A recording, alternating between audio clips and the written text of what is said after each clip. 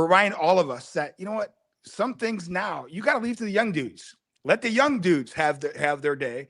And I think Dave Roberts was reminded of that. But I tell you what, after that moment, I think that kind of changed the course a little bit. Now, still, the Dodgers still had to go and play well, but it allowed them to play loose and play well, win Game 6. And obviously, we know what happened in Game 7.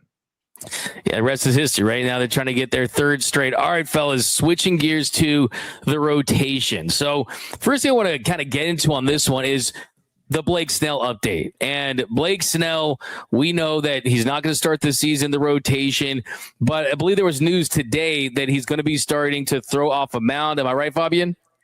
Yeah, he told Dave Ardaya yesterday basically that he was throwing off a mound to a standing catcher, which is not, this is not a bullpen session. This is very, very early still in the front progression, but it's the first time he's been off a mound in any respect all spring. Yeah, and Dave Ardaya is as plugged in with Blake Snell as anyone. That's his guy. So I love that. Now, as far as Blake Snell and just the start of the season, it feels like this is nothing that's shocking the Dodgers. This is not some massive setback. They understand the plan with Blake Snell. And the way I look at it is throughout his career, if you followed his career, this is nothing new. I mean, this is someone who you can make the case is the best second half pitcher in the history of the sport, really. I mean, a 3.95 ERA in the first half in 108 starts, a 2.33 ERA, 103 starts in the second half, postseason ERA at 3.27. Last year had a 3.18 ERA in the postseason, 34 innings, 41 strikeouts, the most ever by a Dodgers pitcher in the postseason. It feels like Jerry, he's at peace with, hey, I don't need to go 150 to 200 innings and chase a Cy Young. I'm here to collect rings. I think the Dodgers and Snell are on the same page with that plan. With 100%. And I think Blake Snell last year kind of pushed it early on, and we saw the results of that. And we saw him make that start, obviously, at Dodger Stadium early on. He had to be on the IL for a couple months, and they had to slow play him and be ready for the second half. I love the fact that they're kind of catching it early, meaning making sure you have a slow buildup and make sure that he hits his stride midseason and is really strong in the second half. So the Dodgers are being smart and recognizing that they have enough talent, enough arms to kind of hold the fort, if you will, for the first couple months to make sure a guy like a Blake Snell is completely healthy in the middle of the season and obviously the end of the season. So it'll be an opportunity for some young guys.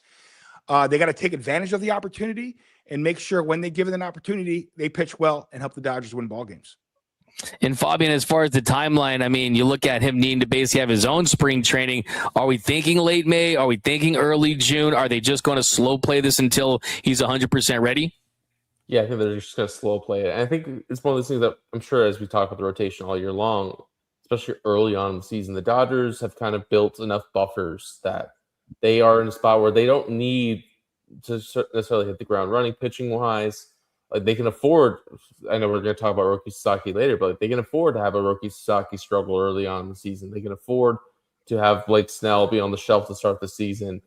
Having Gavin Stone have a setback with the shoulder, that's something that would sink a lot of ball clubs when you're sort of banking in like what they kind of need for the rotation. But for the Dodgers, they're in a spot where they can absorb it for right now. Obviously, each sort of injury kind of takes away a little bit from the depth that you're kind of talking about, but they're still in a spot where they've given themselves more than enough margin really to absorb this, to not necessarily rush it. And I think one of those things that they've kind of stressed with players for years, and I think maybe it took a year for Blake Snell to fully understand, is that you aren't here for the regular season. You're here for October. And I think as long as he's kind of in shape, in line pitching wise, for October, like that's one of those things that is all that matters to the Dodgers. Yeah, and that certainly feels like it's part of their secret sauce. I mean, you look at last season, you had 5 starting pitchers who were exclusively starting pitchers that started games in the regular season.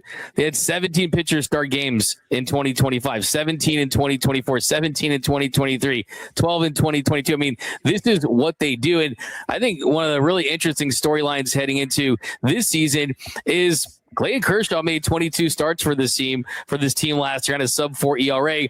That veteran's not here. There's not that James Paxton type, that veteran guy that they're looking to eat those regular season innings. One of these young rookies or second-year, third-year guys is going to have to step up and fill those innings. It feels like River Ryan, Fabian, is a guy that they're going to kind of lean on, possibly, maybe not the beginning of the season, but whether it be a River Ryan, a Gavin Stone, whether it be, Emmett Sheehan says his first full year being a big leaguer. They've got some of these young guys that need to take a big step to eat some of these innings during the regular season. Yeah, I think that's part of why they've kept a guy like Justin Robleski stretched out to start, because they had to know that they need to have that length at different points of the season, even though he's proven he could be a pretty effective reliever in certain spots like he was last year. So that's another guy who's going to be important. And I think you're still kind of banking on – I know obviously you're not expecting guys like Landon Knack and even a guy like Cole Irvin who's an NRI in camp. Those aren't guys that are going to save your rotation, but those are guys that you're hoping at least to get some sort of valuable innings out of. And last year, they were kind of in that same spot going to the season, and it didn't go well. Like Justin Robleski got bombed his first time he went out and started as a spot starter in April.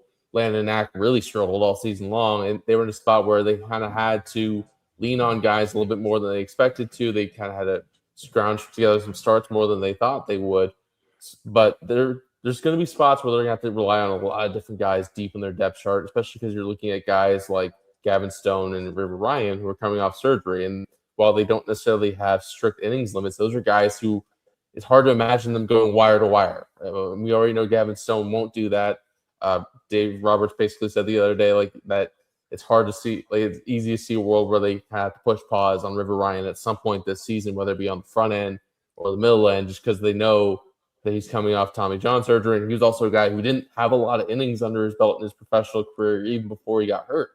So these are all things that you kind of have to factor in if you're the Dodgers. And they don't have a veteran to sort of rely on there. And I think that's one thing that's going to be intriguing if some of these injuries start to pile up, is which of these young guys can sort of assert themselves as being one of those guys. Obviously, Sheehan's a guy that's going to start the season in the rotation that they feel really highly about. But there's only so much more that they have to keep going further than that in terms of depth. They know that there's going to be a lot more than 5, 6, 7 starters that they're going to have to count on to get through the season. Yeah, Justin Robleski, River Ryan, guys that have that swingman potential, going to be so valuable for this team.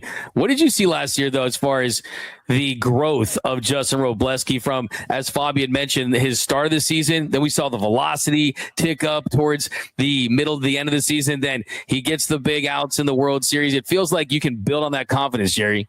Absolutely. I've got a chance to talk to him a little bit the last couple of years. It's amazing how you want and see certain guys that, listen, you want everybody to have success, but he's a guy that is not afraid of anything. He understood that, he didn't pitch well when he first got up to the big leagues, but he went down and made adjustments, came back. Here's my stuff. See if you can hit it. Got hit around a little bit. Okay. I'm going to come back and make my adjustment. He has made those adjustments, whether you asked him to start or come out of the bullpen, to be a guy that you can provide length, maybe 2 or 3, maybe 4 innings out of that bullpen. So I love the makeup. He's the guy that understands, hey, I can get better and better and better. And also, this team trusts me. So I'm going to make sure I'm prepared. I think that's the biggest thing that a lot of the young guys are in A-ball, AA, AAA. Yeah, the big roster Dodgers, and they got so many stars. The Dodgers do a tremendous job of drafting guys. And here's the thing, too, and Andrew Friedman touched on this a couple weeks ago. The draft is set up for teams like the Dodgers not to succeed, because they're always picking dead last in the draft. And they do a tremendous job of scouting, drafting, but also, probably more importantly, developing these guys and making sure that, yes, they may have a hiccup or 2 or 3 when they're young, but they keep developing them and they're able to take off like a Emmett Sheehan, right? In the past, like a Walker Buehler, right? Corey Seager, Cody Bellinger. They develop these guys to make sure they can have success at the big league level. That's something that's lost. And these guys understand that, hey, if I do well at the minor league levels, they're going to give me a chance. And they're giving these guys an opportunity. And that's why they haven't gone out and signed that veteran guy to be that 5th or 6th starter. They're going to trust the young guys. And they got to take advantage of this opportunity. So it could be a combination of guys, River Ryan, Gavin Stone, when he's getting back. When he's back throwing again and healthy, maybe River Ryan's brother, he's in camp, So they can give opportunities to a lot of guys at the minor league level, and hopefully they take advantage of the opportunities to help this rotation out. Yeah, and even you mentioned, a guy like Jackson Ferris, right, who they acquire in the trade with Michael Busch, who he was blocked out of position, wasn't going to get playing time, so they find a way to get him and Zaire Hope, and they're two of their top prospects. Jackson Ferris, Fabian, have you had some eyes on him during spring? I feel like he's a sneaky